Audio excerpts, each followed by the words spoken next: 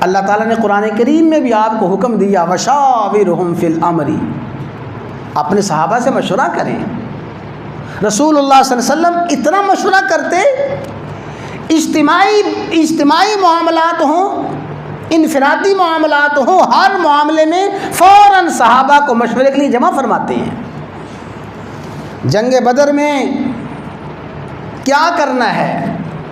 جو جنگ بدر میں مکہ مکرمہ سے مدینہ منورہ سے باہر نکل کے میدان بدر میں جو صحابہ پہنچے تھے، طویل سفر کر کے پہنچے تھے، وہ سارے کے سارے حالات جنگ بدر کا سارا سفر صحابہ کرام سے پہلے مشورہ ہوا، اس کے بعد جنگ بدر لڑی گئی ہے۔ جنگ بدر میں قیدی آ گئے، ان قیدیوں کا کیا کرنا ہے؟ جنگ بدر میں مال غنیمت آ گیا، مال غنیمت کا کیا کرنا ہے؟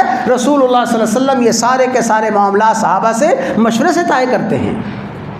اور میدان احد کا آپ سن رہے ہیں کہ میدان احد میں آپ نے صحابہ کو جمع کیا، مشورہ کیا۔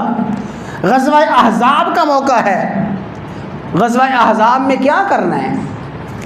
آپ کو پتہ ہے مدینہ شہر کے آس پاس جو خندق کھودی گئی تھی، یہ خندق آپ کا ذاتی فیصلہ نہیں تھا، آپ کا حکم نہیں تھا، بلکہ یہ خندق بھی کھودی گئی تھی اور عظیم صحابی کے مشورے سے، ان کی رائے سے وہ خندق کھودی گئی تھی۔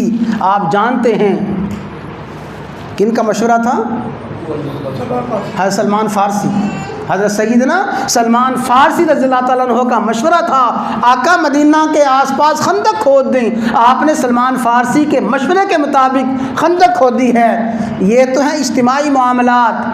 اور جب انفرادی معاملات کی بات آئی، اپنے گھر کی بات آئی، پتہ ہے ام المومنین عائشہ صدیقہ پہ تہمت لگی، منافقین نے، بدبختوں نے تہمت لگائی۔ جب تہمت لگائی پورے مدینہ میں ہلچل مچ گئی، پورے مدینہ میں کوہرام مچا۔ آپ نے صحابہ کو جمع فرمایا اشیرو، اے میرے صحابہ مجھے مشورہ دو، مجھے اس موقع پہ کیا کرنا چاہیے۔